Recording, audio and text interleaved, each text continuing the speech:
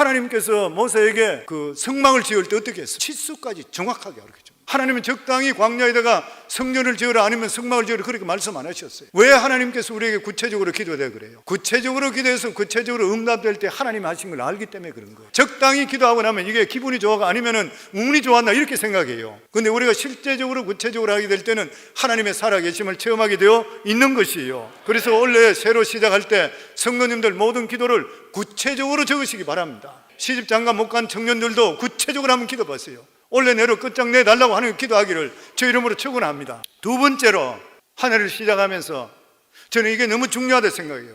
찬란한 꿈을 꾸세요. 꿈을 꾸어야 되는 것이에요.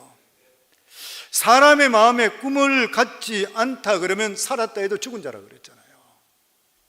반대로 찬란한 꿈을 가진 사람은 생동하는 삶을 살게 됩니다. 하나님께서 믿음의 조상 아브라함을 불러내실 때 꿈을 주셨어요. 나이 75살은 노인에 창세기 12장 1절에 3절에 보면 여호와께서 아브라함에게 이르시되 너는 너희 고향과 친척과 아비 집을 떠나 내가 내게 보여줄 땅으로 가라. 하나도 안 보여줘요. 가나안으로 가라 말씀 안 하시고 그냥 무조건 가라 그래요. 내가 너로 큰 민족을 이루고 내게 복을 지어 내 이름을 창대케 하리니 너는 복이 될지라. 너를 축복하는 자에게는 내가 복을 내리고 너를 저주하는 자에게는 내가 저주하리니 땅의 모든 족속이 너로 말미암아 복을 얻을 것이니라 하신지라. 하나님께서는 75세 된 아브라함에게 찬란한 꿈을 주었습니다. 그러자 나이와 상관없이 이러한 꿈을 받았던 아브라함은 갑자기 젊은 사람이 되어버렸어요. 그래서 하늘의 별과 해변의 모래들이 모두 다가 아브라함의 자손이 되어 아버지 아브라함 소리치는 것 같은 걸 느끼는 거예요. 꿈은 믿음을 움직이는 현실입니다. 꿈은 하나님의 복을 담은 그릇인 것이 내일을 창조하는 원동력인 것입니다. 그 때문에 재물을 잃을지언정 절대로 꿈을 잃지 말라 그랬어요. 이스라엘 백성이 12정탐꾼을 모아서 가나안 땅을 정탐하게 했을 때에 10정탐꾼은 현실을 보고 자기 꿈을 잃어버렸어요. 근데 2정탐꾼 여호수아와 갈렙만은 현실은 절망인데도 불구하고 하나님께 주시는 꿈을 영롱하게 가졌던 거예요. 그리고 결과적으로 어떻게 됐어요? 10정탐꾼은 다 죽어버리고 이 2정탐꾼만이 그와 그 자손들이 가나안 땅에 가게 되는 것이죠. 그렇기 때문에 우리가 새해 벽두에 찬란한 꿈을 가지는 건 너무나도 중요한 일이에요. 병아리가 계란에서 나오는 것처럼 여러분의 품은 꿈은 하나님의 때가 될 때 반드시 이루어주시게 되어 있어요. 우리 교회는 슬로건이 밖으로는 해외 선교, 안으로는 자녀. 우리 교회가 설립되고 나서부터 끊임없이 계속적으로 부르짖었어요. 그리고 우리들의 자녀들이 위대한 믿음의 유산을 가지고 미국과 세계를 움직이는 믿음으로 움직이는 영적 지도자, 정치적인 지도자, 경제적인 지도자, 문화적인 지도자, 미국의 대법관이 나오게 하시고 그리고 노벨상을 수상해서 인류 이바지하는 자녀들이 나오게 하셔서 끊임없이 부르짖었어요. 그리고 교회가 저희 개척되면서부터 계속 설교할 때 성도님들 앞으로 얼마 있지 않으면 스페니시 대통령이 나오고 얼마 있지 않으면 한국 사람 대통령이 나옵니다. 믿음의 사람이 그렇게 나와야 되기 때문에 우리 자녀들을 믿음으로 키워야 됩니다 하는데 그때는 전혀 감이 없었어요. 근데 미국에 흑인 대통령이 나왔잖아요. 오바마 대통령이 나왔어요. 2009년도에 나왔어요. 8년 동안 2017년도까지 대통령이 되었습니다. 오바마가 이렇게 대통령이 된 것은 저는 절대로 우연이 아니라고 생각하는 것이 미국에 어떻게 흑인이 대통령이 될 수 있어요? 흑인을 만큼 대접받지 못하는 나라잖아요. 이번에 우리 1월 6일 날 지난번 제뉴어리 6에 폭동이 일어났을 때 그 국회에 하원에 있는 그 경감이 그런 이야기 했죠. 경사가 서전트가 그런 이야기 했죠. 만약에 폭동을 흑인들이 일으켰다 그러면 만약 흑인들 중에 엄청스럽게 많이 죽었을 것이 그런 이야기가 했잖아요. 그러니까 그런 나라인 것이 아직까지도 한다 하더라도 운동 경기도 마찬가지인 것이 선수들은 거의 다가 흑인인데도 불구하고 코치는 백인들이었었어. 흑인은 머리가 나빠서 코치가 안 된다는 그런 선입감인 거예요. 근데 지금은 흑인 코치들이 너무나 많이 있어. 그동안 미시 축구 중에서 가장 중요한 포지션이 쿼터백인데 쿼터백은 흑인이 안 된대. 머리가 안 좋기 때문에. 근데 지금은 쿼터백 중에 흑인들이 너무 많아요. 보면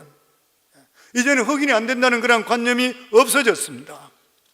왜냐하면 흑인이 대통령까지 되었기 때문인 것이요.